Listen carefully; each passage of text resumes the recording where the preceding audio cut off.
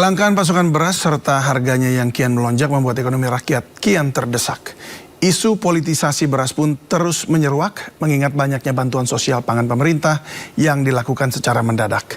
Lantas benarkah penyaluran bansos pangan yang gencar dilakukan pemerintah tersebut menjadi penyebab kelangkaan beras dan membuat harganya melonjak? Untuk membahasnya lebih dalam sudah bergabung bersama kami melalui sambungan Zoom Direktur Ekonomi Digital Selyos Nailul Huda dan juga di sambungan telepon ada Kepala Badan Pangan Nasional Arief Prasetyo Adi. Selamat malam Bapak-Bapak. Selamat malam, Assalamualaikum Mas David. Waalaikumsalam, selamat malam. Baik, saya ke Pak Arief dulu ya. Pak Arief, ini apa benar ini tuduhan bahwa kekurangan beras ini karena ada bansos yang disebarkan dengan masif begitu? Ya, terima kasih Mas David diberi kesempatan untuk menjelaskan. Jadi tidak pengaruh karena stok ini adalah stok yang dimiliki Bulog. Ya, saat ini stok Bulog ada 1,3 juta ton. Untuk keperluan bantuan pangan, bukan bansos ya, bantuan pangan pemerintah dalam bentuk beras, ini kita perlukan 220 sampai 230 ribu ton per bulan. Sehingga ini memang stoknya stok Bulog, jadi bukan stok dari luar. Kemudian perlu saya jelaskan bahwa untuk bulan Januari dan Februari ini, memang antara produksi dan konsumsi kita ini tidak seimbang. Ada gap sekitar minus 2,8 juta ton. Sehingga kalau disampaikan hari ini harga beras itu tinggi, memang harga gabahnya itu sudah tinggi. Dulu 2 tahun lalu gabah itu harganya sekitar 4.000. Hari ini gabah kering panen di atas 8.000. Bahkan di Jawa Timur ada yang sudah sampai Rp8.600 untuk IKP. Sehingga secara mudah harga beras itu 2 kali harga gabah. Nah, tapi kalau untuk ketersediaan, kami pastikan bahwa ketersediaan cukup. Jadi Badan Pangan Nasional tentunya bersama kementerian lembaga lain, Pak Presiden sudah perintahkan untuk mempersiapkan cadangan pangan pemerintah sesuai dengan Perpres 125 tahun 2022 bahwa Badan Pangan Nasional ini memerintahkan Bulog untuk mempersiapkan cadangan pangan di beras di Bulog. Demikian Mas David. Baik, untuk kenaikan harga atau mahalnya ini disebabkan karena apa? Masih alasan yang pupuk kemarin langka itu atau bagaimana?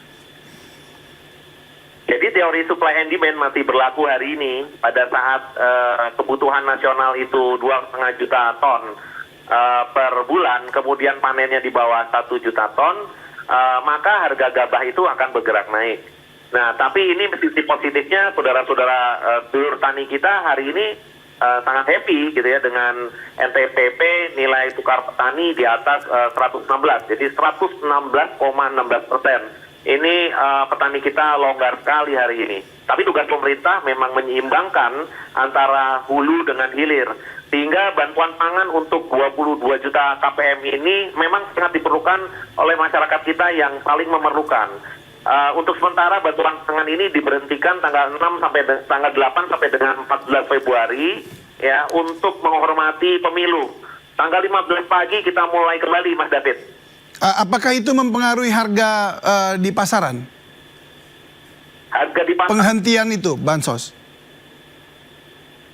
Saat nanti produksi kita di atas 3,5 juta ton di bulan Maret, harga akan lebih baik. Tapi untuk harga di bawah seperti 2 tahun lalu 4.000 agak sulit Mas David. Karena biaya-biaya atau variabel cost yang ada memang sudah naik ya. Mulai dari pupuk, kemudian sewa lahan, hari orang kerja dan lain-lain. Demikian Mas. Oke, mungkin satu lagi. Kan ini kan tadi Anda katakan bahwa sebenarnya stoknya disiapkan juga untuk oleh Bulog begitu ada 1,3 juta ton. Tapi kemudian ada rencana impor ini atau bahkan 2 juta ton itu akan diimpor untuk persediaan. Apa maksudnya jadinya?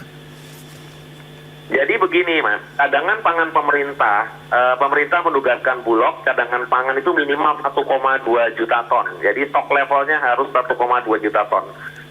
Prioritas adalah penyerapan produksi dalam negeri. Tapi pada saat produksi dalam negeri seperti 8 bulan terakhir, di mana kita defisit versus konsumsi, kita tidak ada cara lain pengadaan dari luar negeri. Sehingga cadangan pangan pemerintah yang dimiliki hari ini mayoritas dari importasi. yang telah masuk sekitar 3 juta ton di tahun 2023. Kemudian tahun 2024 di awal Januari masuk sekitar 500.000 ton. Kemudian dalam waktu dekat akan masuk lagi 500.000 ton. Jadi pemerintah itu harus memiliki cadangan pangan pemerintah. Walaupun nomor satunya adalah pengadaan dalam negeri. Tapi untuk pengadaan dalam negeri hari ini masih sangat terbatas. Karena kita ada penundaan tanam akibat dari El Nino akhir tahun lalu. Demikian Mas David. Baik, saya ke Pak Nailul Huda. Pak Nailul, apa menurut Anda kira-kira yang kemudian menjadi persoalan di sini yang kemudian jadi naik harga beras di pasaran, kemudian juga ada beberapa yang disebut langka di beberapa daerah seperti di DIY juga. Iya, Mas David. Jadi memang tadi kalau kita bicara mengenai harga gitu ya, memang faktor utamanya adalah membentuknya pasti harga gabah gitu kan. Karena kalau kita lihat kan, kalau di panel harga milik Bappenas itu di angka 7.100, tapi tadi Pak Arief menyampaikan itu di angka 8.000 gitu kan. Sedangkan untuk HPP-nya itu ada di angka 5.000 gitu kan. Ketika memang sangat mahal sekali untuk harga gabahnya, ini satu sisi mungkin petani juga diuntungkan gitu kan. Tapi satu sisi memang untuk di harga tingkat konsumennya itu sangat tinggi sekali. Makanya memang kita harus menyeimbangkan antara HET, harga eceran tertinggi, dengan ya harga gabah di tingkat petani gitu kan. Bagaimana caranya ini harus seimbang sehingga petani tetap untung, konsumen tidak dirugikan. Nah, yang jadi masalah untuk akhir-akhir ini ya, kalau kita lihat masalah harga beras yang naik ya, terutama untuk yang premium yang kenaikannya cukup tinggi, Mas David, dari 14.000 di Januari awal itu sekarang jadi 15.800 di 13 Februari. Itu kenaikannya cukup tinggi gitu kan. Nah, ini memang disebabkan oleh sentimen harga beras. Nah, kalau kita lihat sebenarnya cadangan beras pemerintah itu kan ada dua ya, untuk bansos juga untuk SPHP gitu kan, dia untuk pengendalian harga gitu kan. Nah, bansos ketika dia diambilkan juga dari CBP, otomatis sebenarnya kemampuan pemerintah untuk bisa menggelontorkan SPHP itu cukup berkurang. Nah, kalau kita lihat mungkin saya ambil dari statementnya Pak Arief, itu ada di Cipinang itu ada 34.000 ton SPHP yang sudah disalurkan gitu kan. Nah, ini ataupun beras di Cipinang itu 34.000 ton yang saya rasa itu masih di bawah 40.000 ton, yang dimana saya pribadi sebenarnya melihat ketika stok beras di Cipinang itu di bawah 40.000 ton itu bisa menaikkan harga beras ya, dan ini menimbulkan sentimen harga beras yang cukup negatif gitu kan. Artinya adalah harga beras semakin langka gitu kan. Nah, karena kalau kita lihat Mas David, ini SPHP ini kan digunakan untuk ketika harga beras itu naik, itu pemerintah menggelontorkan kan. Tapi kalau kita lihat di beberapa daerah, ternyata SPHP ini belum ada gitu kan. Dan kalau kita di retail modern juga pasti perlu proses distribusi ya, tapi kalau kita lihat di daerah itu belum ada untuk beras SPHP, padahal SPHP ini digunakan untuk menstabilkan harga beras gitu. Nah, ini yang tadi mungkin yang menjadikan kita berpikir bahwa bansos ini dia mengurangi jatah SPHP sehingga ada sentimen negatif terhadap kenaikan harga. Baik, bagaimana dengan alasan bahwa memang ini ada El Nino atau La Nina begitu yang kemudian mendera di Indonesia berturut-turut. Apakah ini memang menyebabkan juga kelangkaan, dan mungkin tadi dikatakan oleh Pak Arief kan katanya musim tanamnya jadi mundur begitu? Ya, kita kan mengenal ya ada musim tanam 1 gitu kan, musim tanam 1, kemudian musim tanam 2, terus kemudian juga ada musim tanam 3 di akhir tahun gitu kan. Nah, stok di awal tahun ini sangat tergantung sekali dengan musim tanam 3 gitu kan, dimana biasanya musim tanam 3 memang stoknya sedikit gitu kan, terlepas itu ada El Nino atau tidak gitu. Tapi biasanya memang stok di musim tanam 3 itu relatif sedikit produksinya gitu. Nah, kita memang kalau kita lihat untuk panen raya itu ada di hasil dari musim tanam 1. Nah, kalau kita lihat sebenarnya masalahnya itu adalah ketika kita di tahun 2023 memang masalah untuk pupuk bersubsidi itu terjadi di masyarakat gitu kan.